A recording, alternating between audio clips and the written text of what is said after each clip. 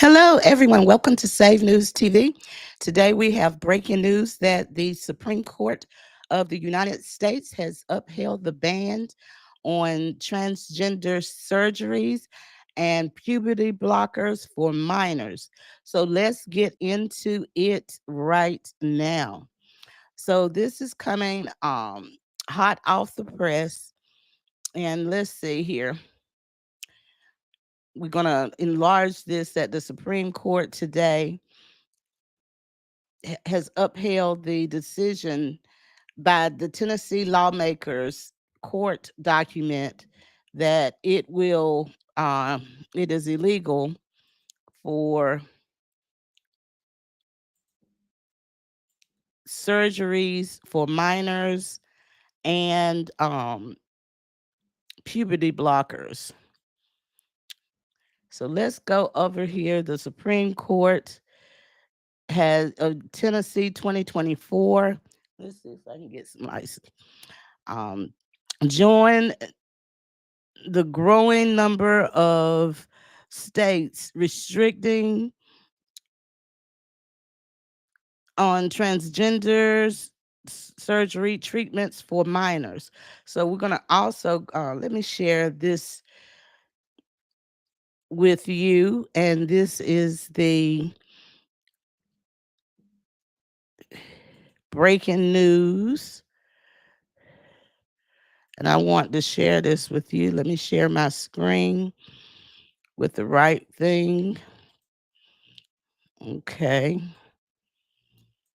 But yes, this is breaking news.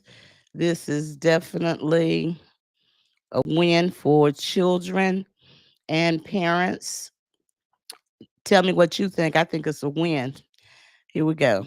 Also this, moments ago, breaking at the Supreme Court, the justices there have issued a decision on Tennessee's ban on sex reassignment medical care for minors. The Supreme Court upholding the Tennessee law that bans certain types of gender-affirming care. Let's bring in Shannon Bream on this. Shannon, it's the first time really that the High Court is considering this type of care or restrictions on this type of care for children in America.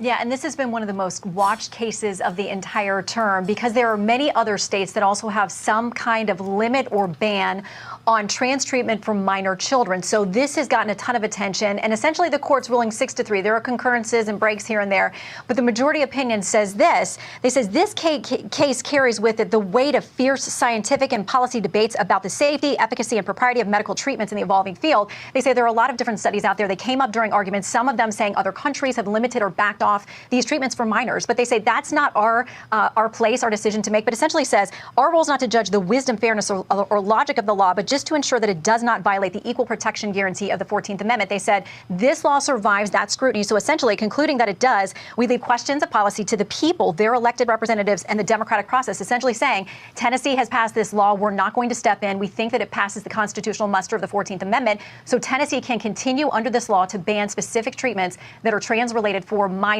And the other states out there, 20 plus of them, who have these laws will also take great reassurance that the court is signing off on what they've done. Right now, Shannon, Justice Sotomayor is reading the dissent. And part of what she wrote is that this court now authorizes untold harm to transgender children and the parents and families who love them, end quote. How big of a setback is this for the transgender movement? Well, it is in these states where there's a dividing line in this country about states who think that this is good policy for minors to have these treatments available, and others like Tennessee who think it doesn't. And Tennessee had argued that they had a state interest, a compelling government interest in making sure that these treatments did not proceed for young people. But it is one of those things that feels like it's making the country more red and more blue in concentrated ways, because there will be people who may decide where they live based on these laws and these decisions. She does talk about this in her dissent. She says the court's willingness here to strike down this law and get into the health care bans does damage. She says irrevocable damage to the Equal Protection Clause, and invites legislatures to engage in discrimination by hiding blatant sex classifications in plain sight.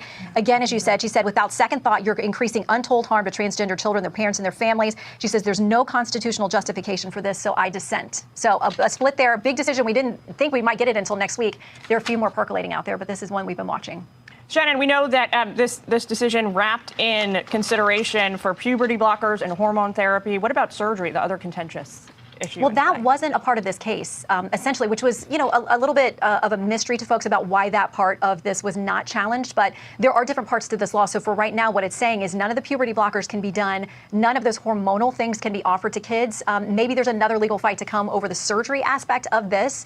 But Tennessee has been kind of one of the forerunners and leaders in this. And there have been cases, as you guys know, because we've covered them, about people going inside these hospitals and whistleblowers and people saying there are things going on here that are in violation potentially of the law. So this now gives Tennessee the full-throated support of the Supreme Court to say, your state has decided to do this. It passes constitutional muster. Now, as a state, you can enforce it. Shannon, this court, well, back in the day, they would wrap things up in about a week's time, but they could go for another 2 weeks because July 2nd is a Wednesday.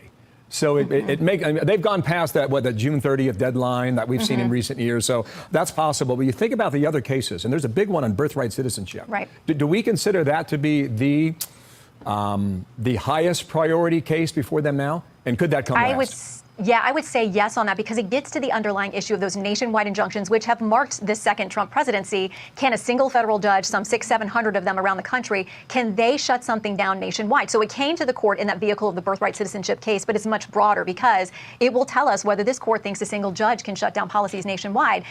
I think it's the thorniest, trickiest. It was a difficult argument for the justices. They added it as an emergency hearing in May, which they never hear cases in May. So I would not be surprised if that's the last thing we get from the court, just because it is going to be so contentious.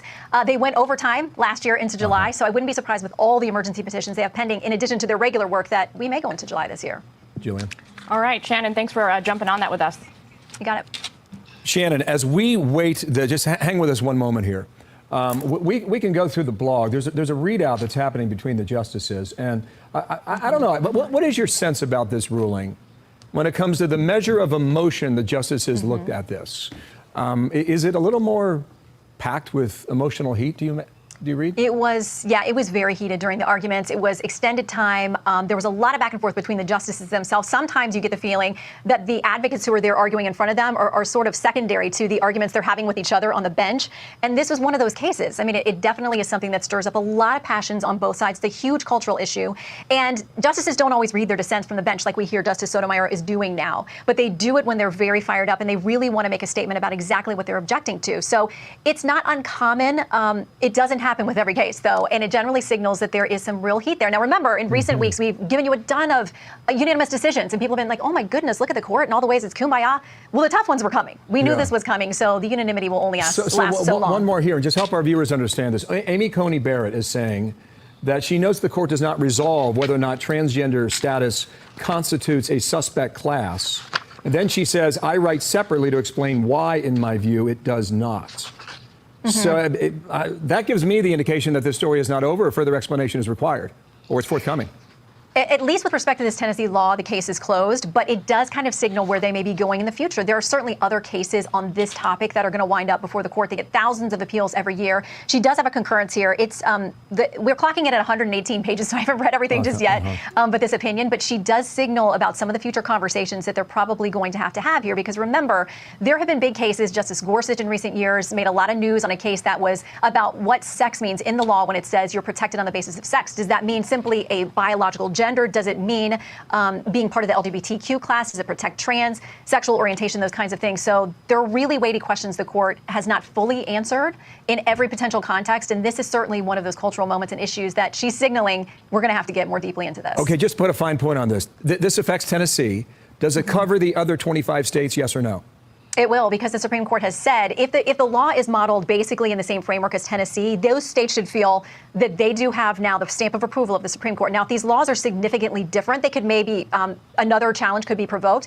But for the most part, if it's within the confines of what we saw within this Tennessee law, then most of those states will have comfort that this is a nationwide decision that covers a law as long as it's pretty close to Tennessee's. Really good work, Shannon. Thanks for jumping on. Guys. Appreciate that. Shannon Bream, there she is. I'm Steve Doocy. I'm Brian Kilmeade. Okay, everybody. So